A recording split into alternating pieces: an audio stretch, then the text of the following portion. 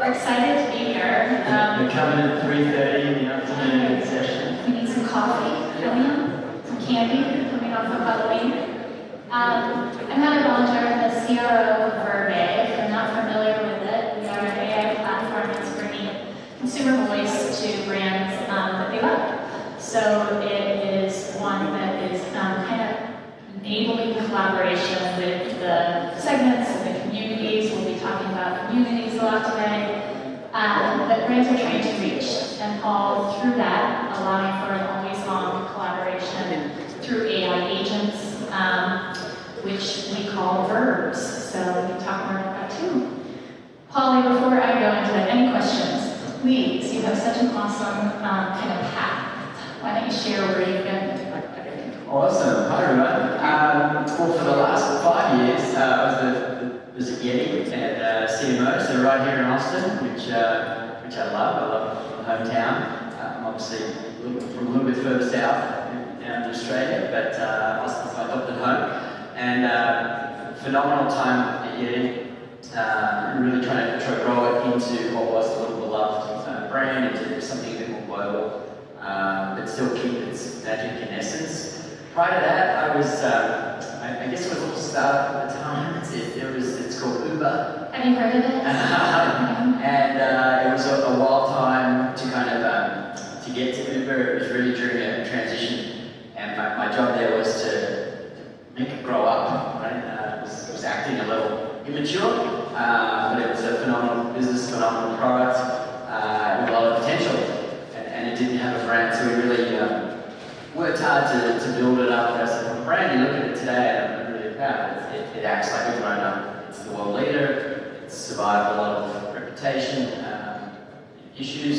So it was a great experience. Not a lot of sleep during that process, but it was great. And then prior to that, I did about a decade in the agency world in New York with an agency called RGM, which I love. And I think that's where I got my love of creativity, and to really see how creativity can bring brands to life, and make them cut through a lot of boring noise, to be honest. So that's I think me in a nutshell. That makes sense. Oh, some epic brands. Is there a theme that kind of runs through building them? Yeah, I think brand, right? I'm a big brand builder by trade because I believe in it. I think if you've got a strong brand, you've got a strong business.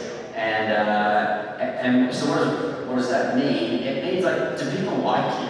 Do they care enough to spend their money with you, not because they begrudgingly have to, but because they feel like it's part of them and it's a representation.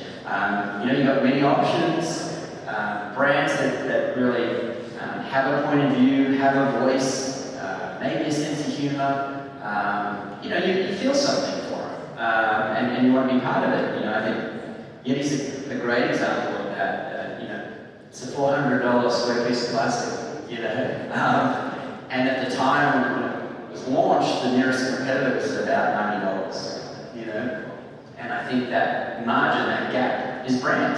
Obviously, the best product in the world, but people really felt something for it and identified with the lifestyle. And I think that was Uber's problem, right? It didn't have a brand. It had a phenomenal product, and that got you in. It was like a drug. But then, when things went south, because it didn't have a brand, because I felt nothing for them, I felt like they were a gas company. It was okay to turn on them, and I think that's why brand is so important. You guys are going to bounce around with us. You should have heard our conversation yesterday. We're all over the place, but we'll try and keep it steady. We're keeping the thing alive. Such a good conversation because you think about brand and you think about loyalty, right? And we were talking about earlier the different versions of loyalty. How are you staying true to that? What do you look to for that? Yeah, I think it's funny, not just because we're here, but sports and community are a huge part of that, right? So I think about what we're doing at AG1 and it's building through these communities. And when I say communities, it's like pursuits. So is it fishing, or is it backcountry snow, or is it surf and skate? Where at AG1 is Ironman and the triathletes and long distance running. We really build up through these communities and become part of the community. right? Show our worth, get on the ground, know who's who, support, don't just sponsor. And you really become endeared to these communities and these athletes, not because you're cutting a big check, right? But because you show up and you mean something to those communities. And I think that's a really important difference. Anyone can cut a check if you got enough money, obviously. But the cutting of the check should be the last step, right? You should do all that groundwork that they just love you. And the last step is like, hey, why aren't you an official? You know, and it's like, oh yeah, we should be. You know, but that's that's the last step in the process. So how do you stay true? You represent your communities. You stay true to those communities, and you don't try and chase everyone that thinks another big one. You know, man, if you're on marketing, everyone's like acquire, right? You can't do that. You got to look after your base. You got to look after your core. When you look after them, everyone wants in, right? It's counterintuitive. It's the nightclub type philosophy. I want in. You're not allowed in. No one anymore. You know. So stay true, and you'll acquire just by being who you are. Yeah, and I think that that's something that obviously is really passionate for Vurvey as well. Like helping brands build those communities, bringing that authentic. Everybody has to take a drink, but authenticity, and just have that voice being heard. How do you string that through with your performance marketing as well? That's a good one.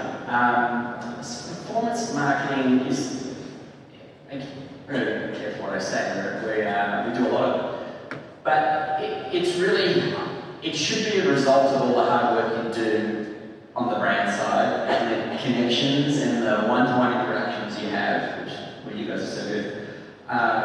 The result should be you then use performance marketing to go acquire, because they're so primed, they know who you are, they want in. And this is probably my major point.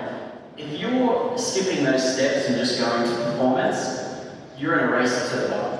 And you better have a ton of money to go acquire. It's far easier to go build a great brand that people love and want to be part of, and then you can run your performance on top to then make sure you're acquiring and being profitable and all those good things. But that is so much easier when people like you and love you. And so that's why those one-to-one connections, the building the community, the events on the ground, the listening to your consumer when they have issues on the customer side and responding well, all of that side of running a business and a marketing department equal much more efficient performance marketing and marketing spend. Yeah, I think, that connectivity, right? That integrated marketing plan that might have to get ripped up depending on what is the reaction, but having that. For a D2C brand, as AG1 is, what's unique about that as the other brands that you kind of represented may have had a different perspective? Yeah, it's tough in D2C, I think, because obviously we had a great run during COVID. I think a lot of brands did. And I think what's interesting, it's not about being one or the other. And I think COVID really showed you that, right? It showed that you need a good balance. And things fluctuate in life, in the world, macro level. It's important to have different levers to pull, right? So if retail shuts, it's okay, I've got a great D2C, right? D2C slows up, well, I want to be seen more. That's why wholesale is so good. I can get out in front of people, I can use different levers to pull. So I think it's about having a balance, but I think particularly D2C brands, it's even more important to be brand-led because I don't know you, right? I have to go visit you. That takes a lot of work, right? For me to physically go find you as opposed to I walk the halls of the Dick's Sporting Goods and just pull you off a shelf or a Whole Foods. You have to be out there, you have to be putting a perspective out in the world that people enjoy, and then they come and find you. So my advice for D2C brands, you've got to work harder at building your brand. And people think, well, it's just all performance, get it in and convert. It's kind of the opposite. Congratulations on this new position. It's awesome. What is the most exciting for you about this change? Yeah, so I think it's that, you know, AG1, it's a D2C darling, right? Phenomenal business. It actually, well, I took the role, it reminded me a lot of Yeti, right? When I joined Yeti was about 750 million. It had a couple of products that were really great and a very loyal base. Well, it's the same with AG1, exact same size and scale as Yeti was 5 years ago. So what I'm excited about is building a brand, right? And showing how building a brand and a lifestyle and having a point of view will accelerate the business. And it's so fun to tell people and encourage people that that's how you grow a business, right? People are like, no, like, what about search? What about meta? What about, it's like, it'll come if you invest in the brand. And that, a lot of people don't quite get their head around it because it's not as gratifying, right? You want that quick win, that quick metric of like, well, we got 30 new customers just out. That'll come. It'll come if you build your brand. The other thing I'll say is creativity works, right? There is so much crap on TV, right? On the newspapers, online. How many ads do you guys see a day? You see what? Hundreds. How many do you remember? 1, 2, maybe, and it's the same brand, Nikes of the world. Be creative, give it a go. You know, the more creative you are, the more cut through you have. So what's on tap for you in that creativity department? Good point. So look, for me, I think people don't quite know what AG1 is, who they are, right? They understand it's a really good supplement, and it's a green flavored juice, it's healthy. But I want to connect more, right? And I need to connect more. And so that's what we're doing right now. So like literally came in like, we bought out of home in airports. We bought full page printouts because I wanted a tone. I wanted people to understand this brand has a tone, it has personality. I think you've got some of the printouts here. But yeah, I mean, look, for a brand that doesn't have tone, at the end of the day, it's how you start your day. Okay, that's interesting. Is it a morning drink? Okay, does it get you through the day? Start forcing people to ask themselves questions and be memorable. So, yeah. Love that. So a little edge, right? So, yeah. I always be the best, be the worst, but never be the middle. Yeah. Because if you're the worst, you're still pretty memorable and you gave it a shot. And that's okay. Points for that. Yeah. And while you're doing that and trying to keep your core, how are you finding the new voice as well? Yeah, well, that's what I call maybe a high-level poop joke there on the left. You should just speak up, but no one else should have to. I think the core, again, find the people who love you. It's far easier, right? Again, I think brands go, let's acquire everybody. It's very hard. Find the people that really love you and invest in them. And then what happens, they will go and find more people, right? So understanding who uses your product. So for us, athletes really use our product, right? They want nutrition, they want it fast, they want to start their day right, they want something they know they can trust. Great, go all in on it. If they validate the product, I guarantee you the person who isn't an athlete but wants some form of nutrition in their life will go, bet you that's good enough for me. Right? So invest in the core and really be maniacal about focusing on those people. If you go for everyone, you get no one. And I just think you've got to really focus on who your people are. Yeah, I think as you're continuing to evolve and what 2025 looks like and focus on that core, you know, this is sports marketing summit for brand innovators. How is it that you're reaching not only the professional athlete, but perhaps the student athlete as well, and cross-segmenting to that forever athlete? It's great.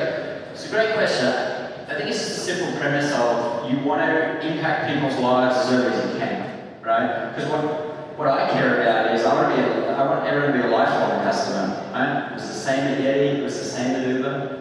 You don't want the quick win, you want someone who will stay with you for a very, very long time. If you are a student athlete coming into the world and there is a product and a brand and people behind that brand who turn up shake your hand, what do you need, how are you feeling, how can we help?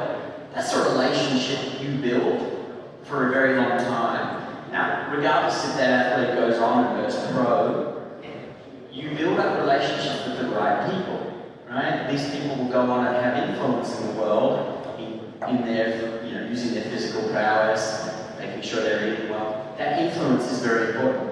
And I think, like I said, you can try and buy the influence, or you can do it the right way and get on the ground. And student athletes are the perfect base for that. They're the purest form of athlete, at least get a bit murky, but they are pure athletes who want to perform at a very high level for a very long time. For us, that's an amazing foundation for people to push good energy of your brand out to the world. So you're looking at, the different print, the different out of home, kind of reinvigorating different channels that maybe AG1 hadn't used before. Are there others? I love this one. Are there others that you're exploring? I think channels are really tricky. It's a tricky word because people always say, well, how do you measure your brand media's working? Like, for me, a channel is the locker room, right? And are the athletes using us in the locker room? Because that's important to me. And there are no cameras in there, and it doesn't have media reach, but I know if the equipment people are using us and the locker room is using us, it means that the brand is relevant. And that is an important metric for me, for sure. And it was the same again. We started in the locker rooms here at UT, and proved it out. And now, it is a great partner with UT and vice versa. So I think it's about more traditional channels because AG1 was really founded on influencer and podcast, which at the time was really interesting because the creator economy was new. Podcasts were new, we were stuck inside, and it was really interesting at the time. But things change, and you've got to move your brand to the change. So I think getting the brand out there in more traditional channels is actually what we're looking at. Although I did love it when we were talking yesterday, you said, podcasts it doesn't just have to be performance, it can actually be brand building as well. I think that's right. So when I got to AG, everyone was measuring podcasts with this word cap, right? Like, how many subscriptions were we getting each podcast? It's like, guys, I think everyone who listens to these podcasts knows we're sponsoring now. We've had 3 years of just non-stop sponsoring. I think you've got them. So use them to push the brand, right? Talk about interesting things. Talk about nutrition. Talk about a whole raft of other things and take the pressure of acquisition off you. So you can turn what was an acquisition channel into a brand channel because the timing's right to move it, and then go find another acquisition channel.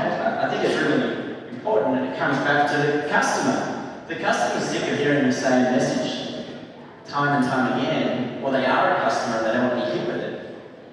React, right? Change your message, make a brand message, let them preach for you. It's far more effective.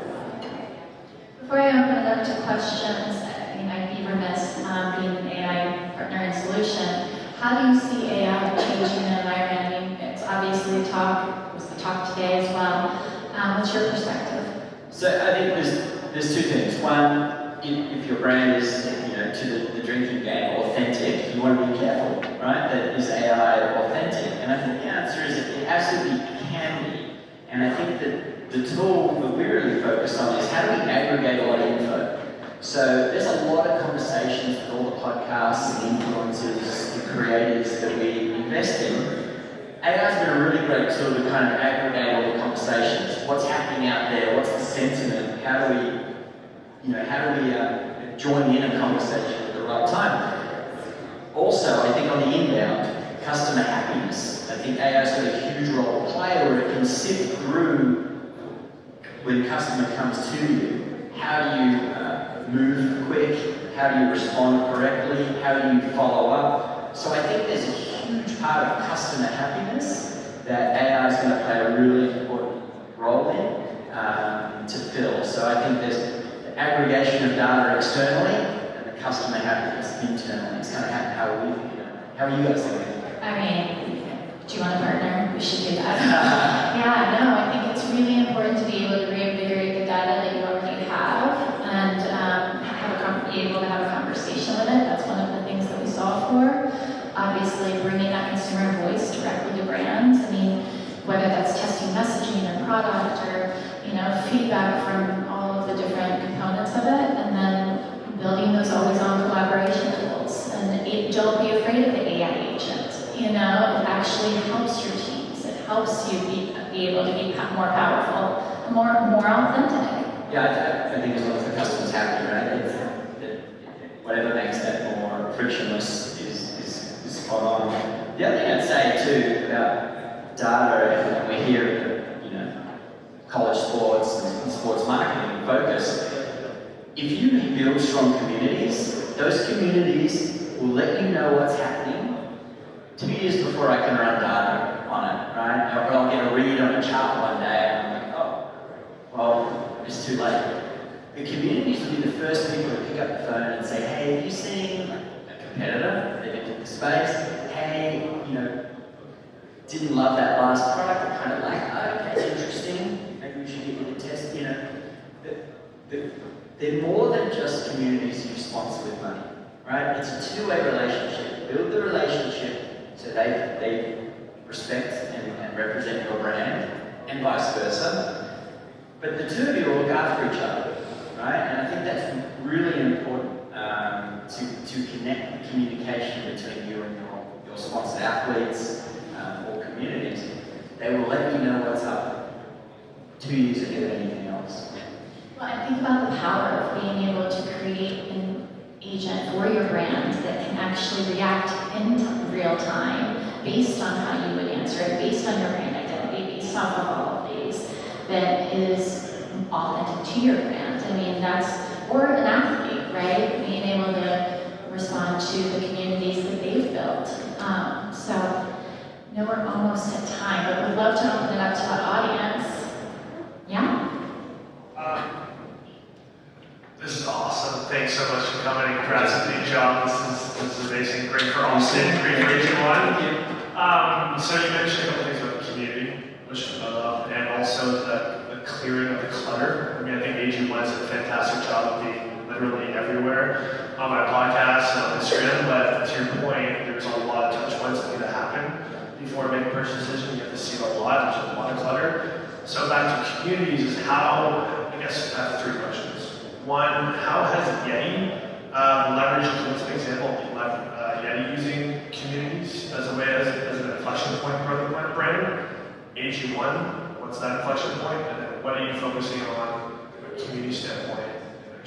Alright, I'm going to try and answer 3 in 1. Alright, ready? Because I think it's all a great question. It's like, it's the right question. So if you look at, Yeti built those communities so pure, right? It was built for fishing folks down on the Texas coast, right? The cooler, it's really what it was built for.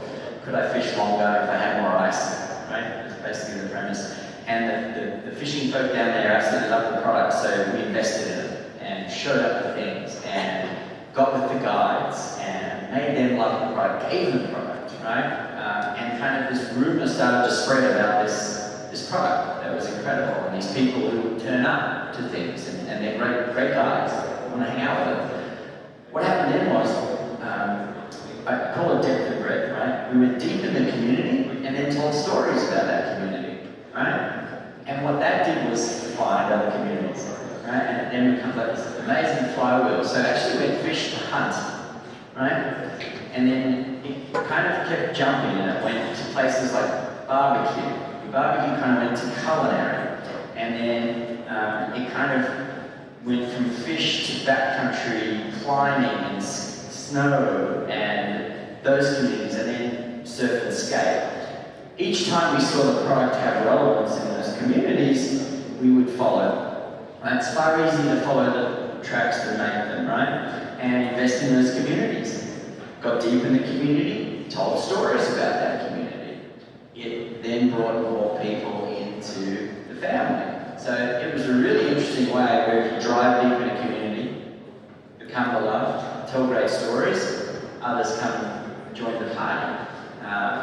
And I think that's it's fascinating. People will say, well, are you being exclusionary? Are you missing a big chunk of the market?